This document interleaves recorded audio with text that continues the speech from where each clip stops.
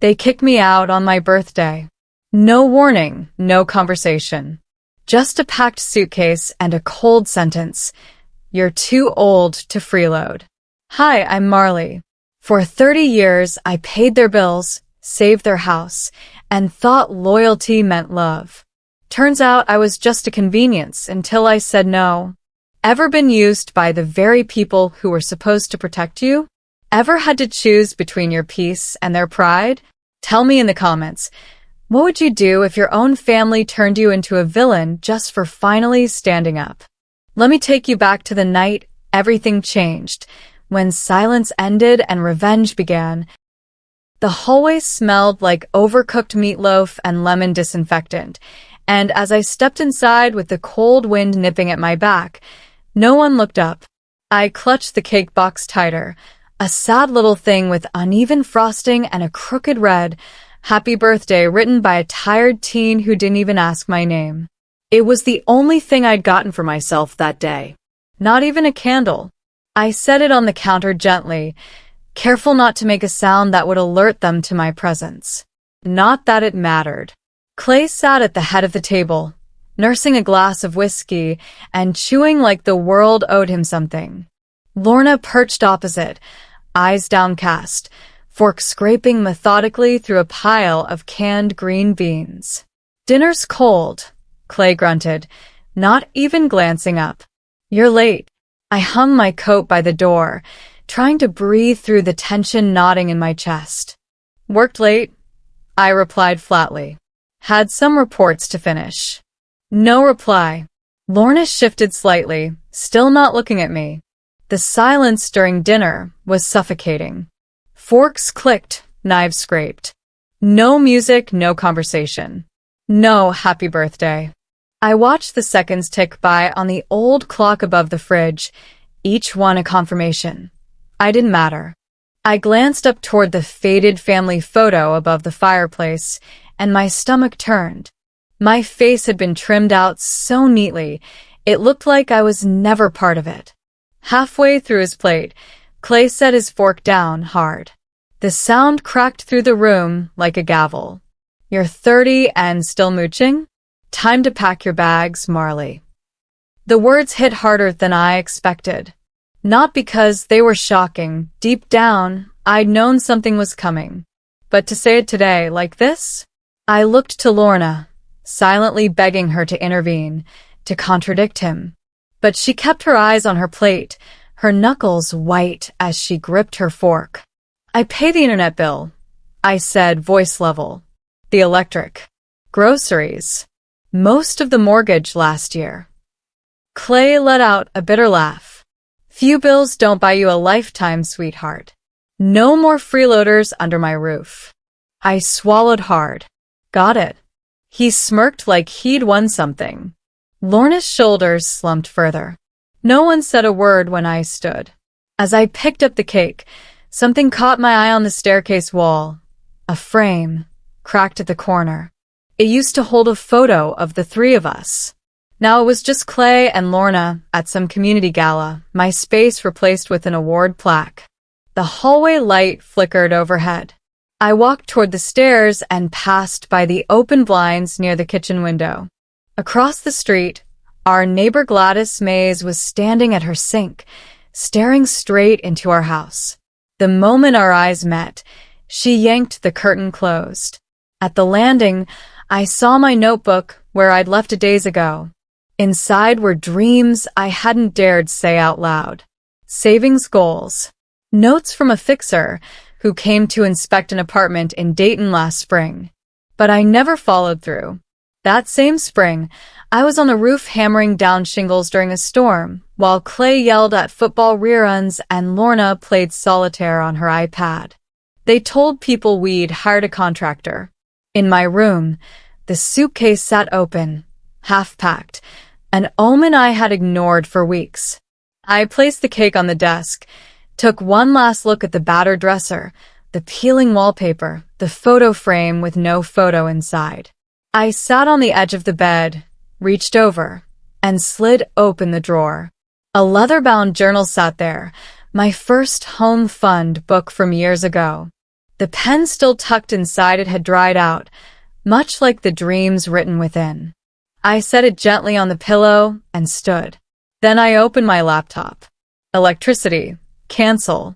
Water, cancel. Gas, cancel. My fingers moved like they had rehearsed this for months. I hesitated only once when I reached the final bill. Then I clicked. Each click echoed in the room like distant gunshots. No music played, just the hum of the fan, my steady breath, and the metallic tap of decision. Like a heartbeat of defiance. A whisper escaped my lips, colder than rage, more final than a scream. Let's see how well your pride keeps the lights on. Downstairs, Clay and Lorna would keep eating in silence, oblivious. For now. But that silence wouldn't last. Not after midnight. Not when the lights went out, for real this time. The morning light in Dina's apartment sliced through the blinds like judgment. I sat on her worn-down futon, staring at the open laptop on my knees. The glow from the screen bathed my face, turning me pale and colder than I felt. My fingers hovered over the trackpad like a gunslinger in a standoff. You kicked me out. I just returned the favor digitally. I opened the spreadsheet I'd compiled over the last few months. Not because I planned this, but because I'd always had to keep track. Clay forgot bills. Lorna forgot to pay back anything she borrowed. But I remembered. Every cent. Every login. Every password they didn't know I'd changed. Flashback. Lorna in the kitchen a year ago, sighing dramatically as she handed me a crumpled electric bill. You're so good with numbers, honey. Can you just take care of this one? We'll figure it out later. Then came the joint bank account. For emergencies, she'd said. So convenient. I nodded like a fool. Now I scrolled through those accounts like a surgeon prepping for amputation. The first tab, utilities. Electricity. I had set up autopay to avoid late fees they never noticed. I clicked through the interface. Cancel autopay. Remove payment method. Ping. Done. Gas. Cancel. Water. Cancel. Internet.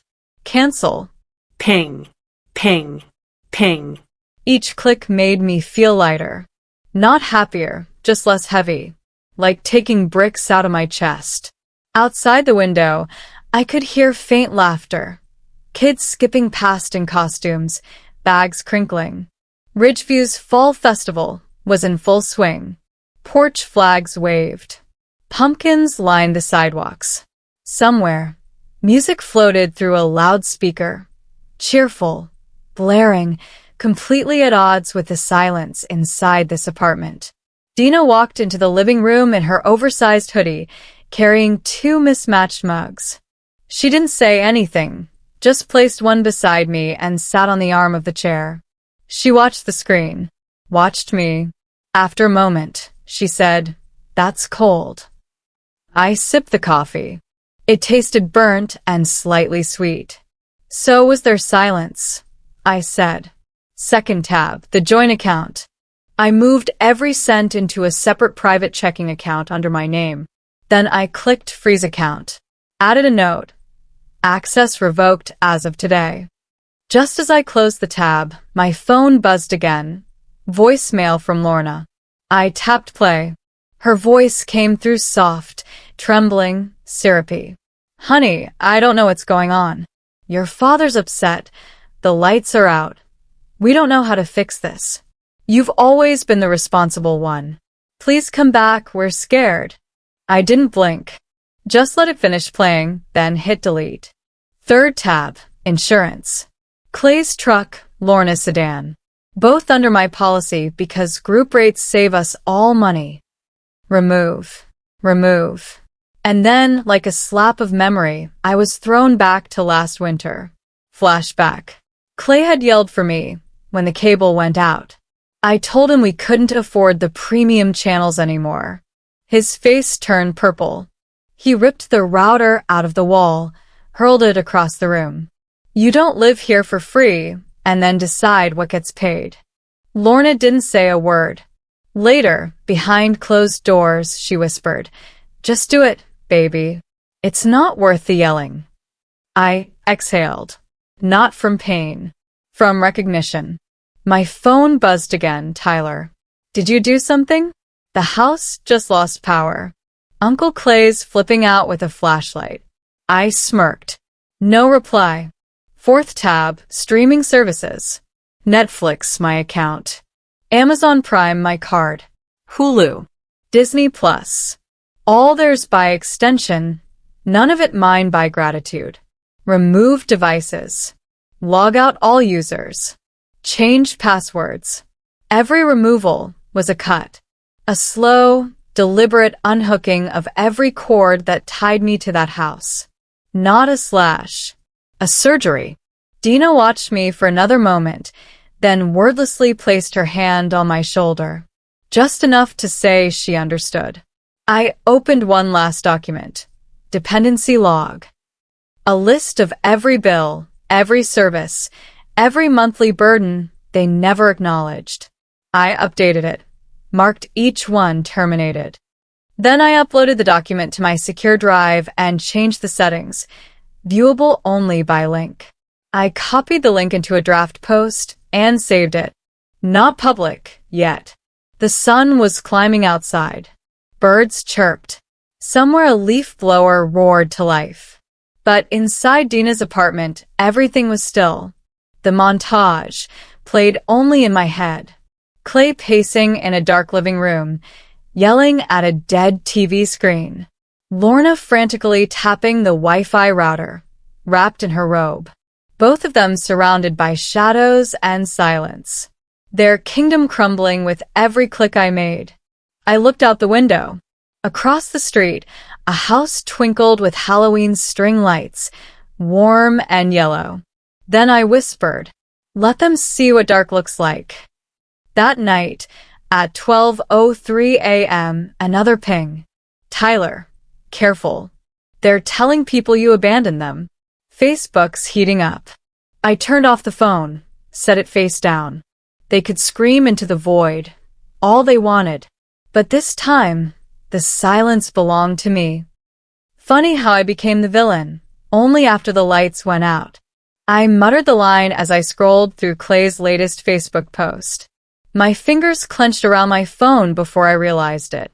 Some daughters are snakes.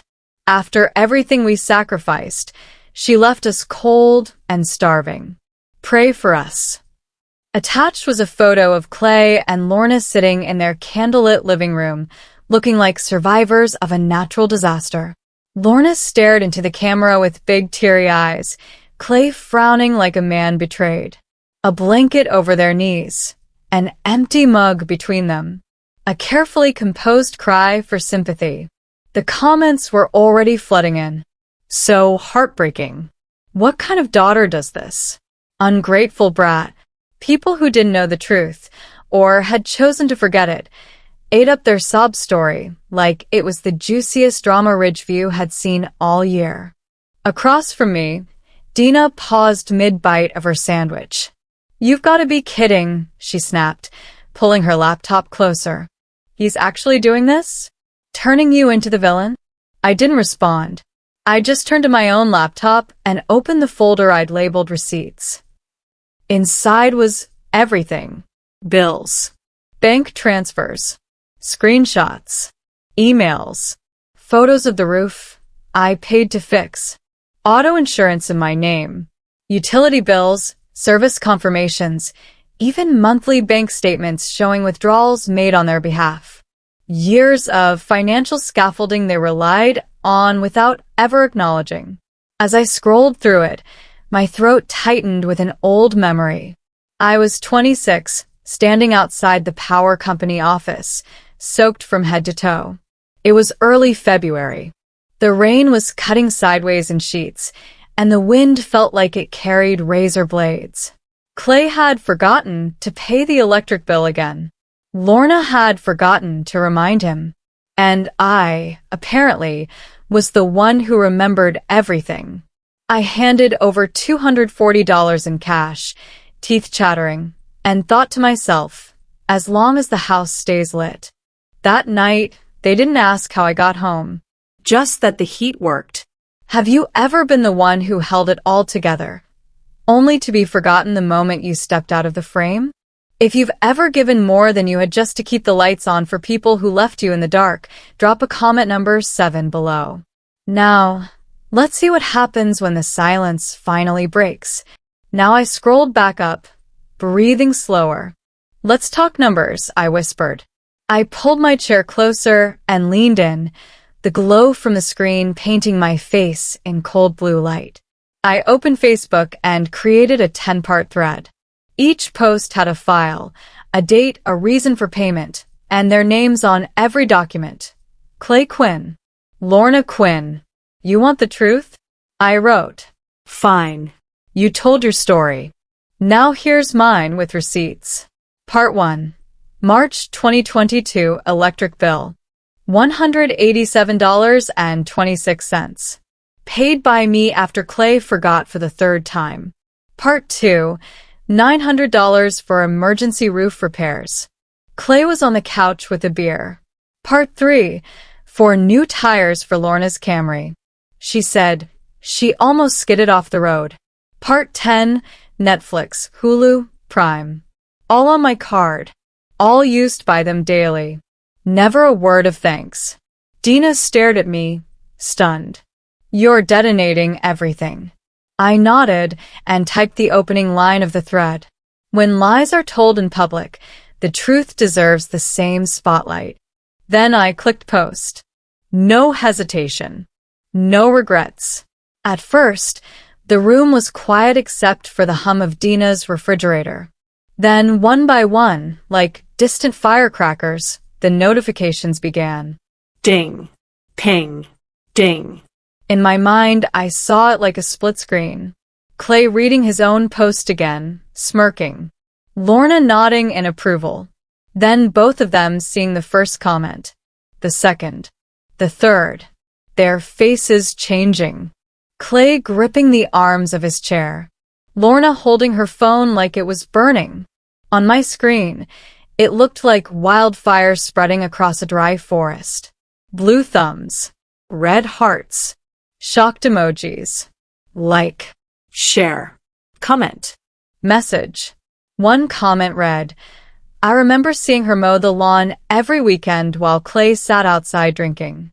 Another said, she shoveled their driveway every winter. Alone. She used to skip meals so Lorna could get her medication. Even my old teacher messaged. You were always the responsible one. I'm sorry I never asked if you were okay. A woman I didn't know sent a direct message. I went through the same thing. Thank you for speaking up. Dina leaned over and said, you should turn off the comments. It's getting wild. I shook my head. Let them speak. They were silent too long. Eventually, Clay tried to clap back. Family business should stay private. We always loved her. She misunderstood. We forgive her. First comment underneath? Funny coming from the guy who begged Facebook for sympathy first. The thread crossed 1,000 shares in under 12 hours. People reposted with captions like, finally, she said it. Clay couldn't go to the grocery store without people staring. Lorna cried at church. Not from shame, but because for once, she couldn't control the narrative. Then it happened. Ping. New email. From Ridgeview Civil Office. Subject. Notice of civil suit. Filed by Clay Quinn. I clicked it open. The plaintiff, Clay Quinn, hereby files a civil suit against the defendant, Marley Quinn, for financial abandonment, emotional elder abuse, and theft. At the bottom, one final line. You wanted war? Let's make it legal. I closed my laptop slowly. My pulse didn't spike. My hands didn't shake. All I felt was clarity. The battle had begun. You dragged me into court to shut me up. Now I'll make sure everyone hears. The day I walked into Travis Ellison's office, I wasn't scared. Not anymore. The building was old, quiet, its paneled wooden walls soaked in decades of legal dust and secrets. Folders towered like battlements on every flat surface. The air smelled faintly of lemon polish and ink. Travis glanced up from a printed copy of Clay's lawsuit, eyebrows lifted. Elder abuse. Financial abandonment. Mental cruelty. He looked at me. They're trying to kill you in court because they couldn't control you at home. I didn't flinch. Just opened my laptop and clicked into the folder I'd labeled payback_docs. Inside, 5 years of my life in receipts and silence. Let's begin, I said. Every time I opened a new file, another utility bill, another email asking for help, Travis's office filled with a low mechanical click, like loading a bullet into a chamber. Each ping from my laptop sounded louder, sharper, a metronome of truth syncing with my rising resolve. In the background, the hum of the overhead lights felt heavier somehow, framing each moment in sterile tension. He leaned forward, eyes scanning the screen as I brought up PDF after PDF, utility bills in my name, bank transfers, old voice memos, emails from landlords, receipts for insurance premiums. As I clicked, another memory surfaced. I was 26, juggling 2 winter jobs, nannying in the morning, stocking shelves at night. All just to make sure the auto insurance on Lorna's rusted Camry stayed active. She once said, with syrupy gratitude, "You're so dependable." A week later, she told Aunt Rhonda I was lazy and didn't like hard work. I'd brushed it off back then, but today, I'd weaponize every forgotten slight. Travis tilted his head. "You kept all of this? I thought I might need it someday." Today's the day. Dina showed up an hour later with coffee and quiet fire in her eyes. She took a seat next to me and laid out a color-coded timeline across the long oak table. Every incident, every dollar, every lie. Travis nodded, impressed. This isn't just a defense. It's a counteroffensive. We started drafting the official response, our own civil complaint against Clay and Lorna, financial exploitation, emotional manipulation, falsification of narrative. Then my phone buzzed. Clay's voice exploded through the speaker. "You ungrateful bitch. We made you. You think you can turn the town against us? You're just a mistake with a Wi-Fi connection." Travis calmly hit record on his tablet, then smirked. "Thanks for the evidence, Clay." Later, as Travis hit record on his tablet while Clay raged on speakerphone, I noticed the silence around us. Not empty silence, but cold and sharp. A kind that pressed against your skin like snow on bare arms. A few hours later, Lorna's letter arrived, handwritten on lavender stationery, sprayed with some perfume she thought was comforting. "Marley, please don't take this to court. Think of your father's heart. He's not well. We were just scared. You don't have to destroy the family over this. Love." Mom. When I opened Lorna's perfume-sprayed letter, there was no music, just the faint crackle of the paper as I unfolded it, and the soft flick of a match as it caught the edge. The candle's flame flared briefly, casting a flickering light on the window pane behind me, like the truth had finally found a way to burn through the glass of denial. I folded the letter slowly, then reached across the table for a box of matches and lit a candle on the shelf. Without blinking, I held the letter to the flame and let it curl into smoke. Travis didn't say a word. He just passed me the final page of our countersuit. I read every word. Filed in the state of Ohio, a formal complaint of financial exploitation, emotional coercion, and falsified allegations. As I signed the countersuit, the camera in my mind slowed, my hand steady, pen dragging across the page like it had waited years to arrive there. Travis's desk was quiet then, save for the subtle scratch of ink on paper and the firm snap of the folder closing shut. Travis gathered the papers and stood. "I'll send this to the court clerk tonight." He paused, then handed me a second envelope. "And a copy's going to Ridgeview Radio. Let's see how much silence they can buy now." In my head, I imagine the town's radio station inbox lighting up, one ping at a time, as copies of the legal complaint slid into digital hands that had once scrolled past my silence. The echo of it would spread, not as noise, but as justice finding a voice. The war had officially gone public. Dina exhaled beside me, voice low. "Never seen you this strong." I replied, "I've never needed to be." Travis chuckled. A client across the hall, an elderly man reading a magazine, glanced up and asked Travis, "Who's the girl with the stare like courtroom steel?" Travis didn't miss a beat. "That's Marley Quinn. The only person I know who made a lawsuit feel like public justice." As we left the office, the wind outside picked up. My hair whipped across my face, but I didn't flinch.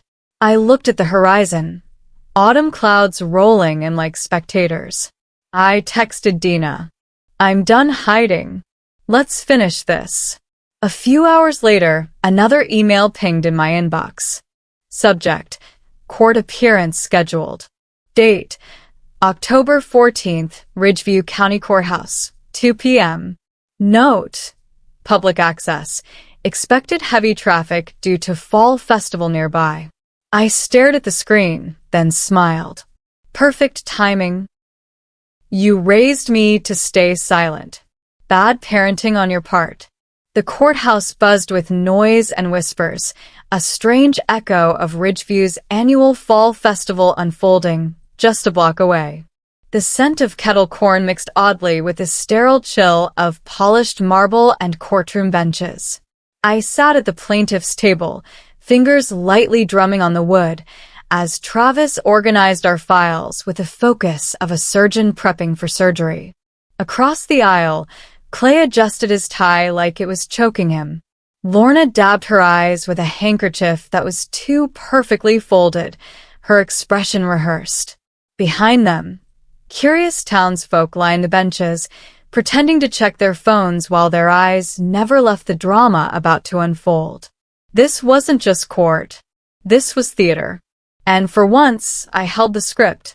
The judge entered, and the bailiff called the session to order. Travis leaned toward me and whispered, "Ready to unmask them?" I nodded. Not as their daughter, but as their reckoning. Clay stood first. He launched into a speech that had clearly been practiced in front of a mirror. His voice trembled in the right places, rose with righteous indignation at the perfect moments. "She abandoned her sick father," he declared, hand pressed dramatically to his chest. "Took our money. Turned our community against us. I've had heart palpitations. Lorna forgets things now. The stress has destroyed us." Murmurs rippled through the courtroom.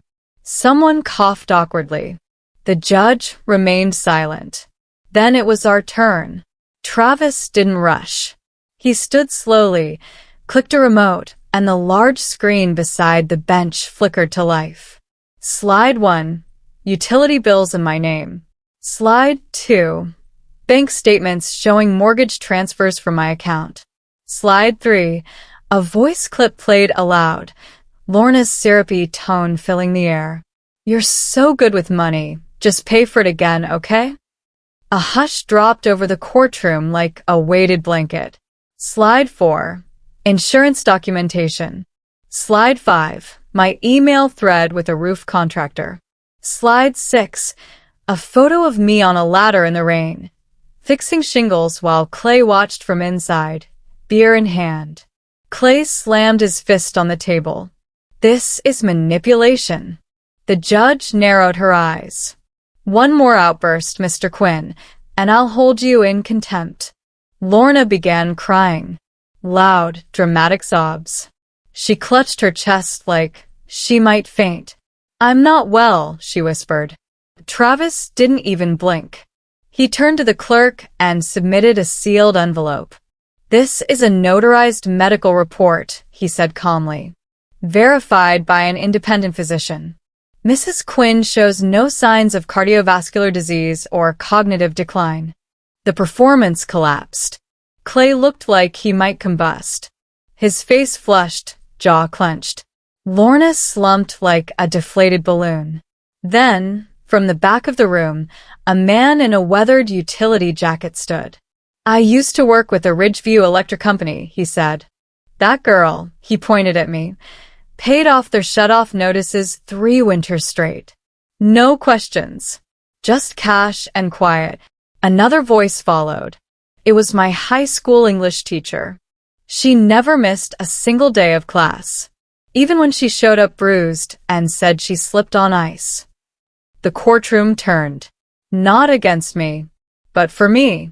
Travis closed the laptop with a soft snap. "This isn't elder abuse," he said, voice clear and steady. "It's child labor dressed in guilt." Clay's mouth opened, then closed. He had nothing left. The judge turned to me. "Miss Quinn, do you have anything to say before I rule?" I stood. "Only that silence is no longer a kindness. It's collusion, and I'm done with it. Have you ever stood in a room full of noise, only to realize your silence was the loudest truth? If you've ever broken the silence to reclaim your story, comment number 9 below. Now let's watch what justice sounds like when it finally speaks back." She nodded. Her ruling was swift. "There is insufficient evidence to support Mr. and Mrs. Quinn's claims. Furthermore, I am referring their financial practices for review by the Attorney General's office. This court is adjourned." The gavel struck once. Clay jumped to his feet. "You can't do this." 2 officers moved to intercept him. He shoved a folder at the bailiff and stormed down the hall, cursing under his breath. Lorna followed, not limping, not shaking, just exposed. As the courtroom emptied, a woman touched my arm gently. I turned. It was Mrs. Hanover from the church. "I always knew you weren't the problem, sweetheart," she whispered. Outside, the hallway buzzed with conversation. Dina appeared with a bottle of water. "You did it," she said softly. And for the first time in months, I smiled. Later, in the courthouse restroom, Clay stood alone. He stared at an old photo tucked inside his wallet. Our family at a barbecue, years ago. My image in the corner, barely visible. He ripped the photo in half and dropped in the trash. They called me a failure. Today, I'm signing 6 figures with witnesses. My new apartment sat on the 3rd floor of a brick building downtown. The walls were painted a soft blue, sunlight pooling across the hardwood floor like warm honey. One window overlooked the town square where kids chased each other between stalls of pumpkins and autumn wreaths. The smell of fresh paint still lingered in the corners, clean and unfamiliar, like possibility. A knock at the door pulled me from the view. I opened it to find a woman in a sleek charcoal blazer, her ID badge swinging from a lanyard that read, "Everhart Legal Collective." "Marley Quinn?" she asked, smiling. "I'm Cameron. I brought your official onboarding documents." She stepped in, her heels clicking gently against the floor. I led her to the modest desk by the window. A stack of papers was set down, and right on top, in bold capital letters, "Marley Quinn, Strategic Consultant, Coercive Control Cases." Cameron glanced around the apartment. "Nice space. Peaceful." "It is," I replied. "And it's mine." She handed me a pen. "Just need your signature." I didn't sign immediately. Instead, I reached for the coffee mug beside the folder, took a slow sip, and breathed in the scent of calm. "This is just the beginning," Cameron said. "You know that, right?" "Good," I answered. "I'm just getting started, on my own terms." The pen met paper with a steady hand. Every letter I wrote felt like a wound sealing shut. Later that afternoon, Dina arrived holding a small cake box with a familiar smirk. "Guess what didn't hit the floor this year?" she joked, placing it gently on the table. I lifted the lid. A single-layer chocolate cake with buttercream frosting. In the center, one candle stood tall. Just one. That was all I needed. We didn't sing. We didn't need to. I lit the candle and just watched it flicker, steady and warm. I didn't blow it out. "I used to think birthdays were meant to be reminders of what I lacked," I said. "Now, it's just a mark." A page turned. Dina nodded quietly and reached into her coat pocket. "I figured you might want this," she said, pulling out something wrapped in tissue paper. It was the plastic cake topper. Bent. Cheap. Still scratched from last year's fall. I laughed, not bitterly this time, but softly. "Put it on the shelf," I said. "Let it sit next to the building I actually want to remember."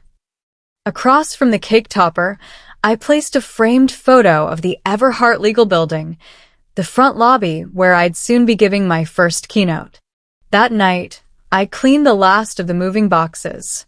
In one of them, tucked between an old planner and a winter scarf, I found a notebook. I flipped it open. The first page read, in my handwriting, "Freedom is not selfish. It's survival." Before I could close it, my phone buzzed. Unknown number. I stared at it for a long time before opening the message. "Your mother's in the hospital. You should know." That was it. No name. No context. No apology. Just a hook. I placed the phone on the windowsill. Then calmly I hit block. Not because I was angry, but because it was over. I stood by the window for a while, watching kids play beneath fading autumn trees. I heard laughter rise in the distance. A small girl ran to her mother, arms outstretched. And I didn't look back. The next morning, I opened my laptop. The screen glowed softly against the morning sun. I clicked New Folder and typed slowly. Advocacy 2025. Inside, I saved a fresh document, a blueprint for my first community conference. Topic: Psychological violence in families, naming the unseen. Location: Ridgeview Town Hall. Where it all began. Where it would now be unmasked. I closed the laptop and leaned back in my chair. On the shelf across the room, sunlight touched the plastic cake topper, casting a long shadow against the wall. Proof of what had once shattered and now stood upright again. A light breeze stirred the white curtains. Behind me, Dina quietly stepped out onto the balcony, leaving me alone with the silence I had earned. And for the first time in years, it didn't feel heavy. It felt like mine. Out on the town's community board, a new flyer had been pinned between church announcements and fall fair notices. It read, "Coming soon. Keynote by Marley Quinn. Rebuilding after silence." No fanfare. No vengeance. Just presence. And from somewhere deep inside me, a quiet voice said, "Some storms you don't survive. You rise from them."